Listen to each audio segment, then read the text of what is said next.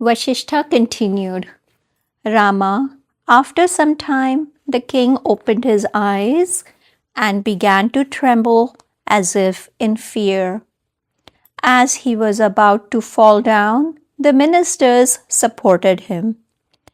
Dismayed to see them, the king asked, Who are you, and what are you doing to me?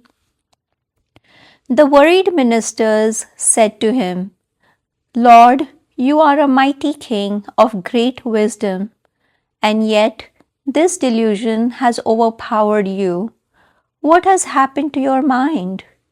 Only they who are attached to the little objects of this world and the false relationships of wife, children, etc., are subject to mental aberrations, not one like you, devoted to the Supreme.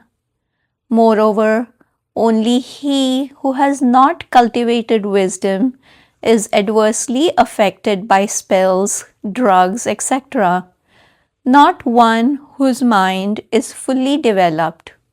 Hearing this, the king partly regained his composure, though upon looking at the juggler, he trembled as if in fear and said to him, O magician, what have you done to me? You have spread a net of illusion over me. Truly, even the wise are overpowered by the jugglery of Maya, even though still in this body, within a short period, I have experienced wonderful hallucinations. Turning to the members of the court, the king recounted his experiences during the previous hour. As soon as I saw this juggler wave his bundle of peacock feathers, I jumped on the horse which stood in front of me and experienced a slight mental delusion. Then I went away on a hunting expedition. The horse led me into an arid desert where nothing lived, nothing grew, where there was no water, and it was bitterly cold. I experienced great grief. I spent the whole day there.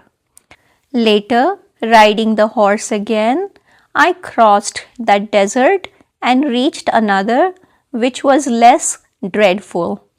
I rested under a tree. The horse ran away. I rested for some time and the sun set. Frightened, I hid myself in a bush. The night was longer than an epoch. The day dawned, the sun rose. A little later, I saw a dark girl clad in black clothes, carrying a plate full of food. I approached her and begged for food. I was hungry. She ignored me. I pursued her.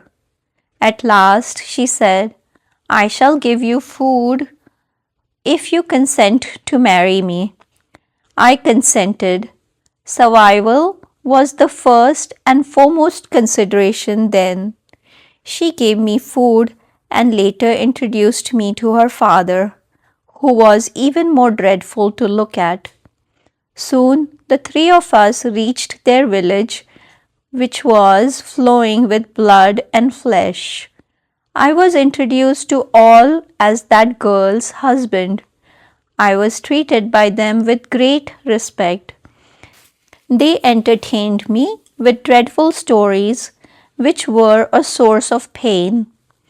At a diabolical ceremony, I got married to that girl.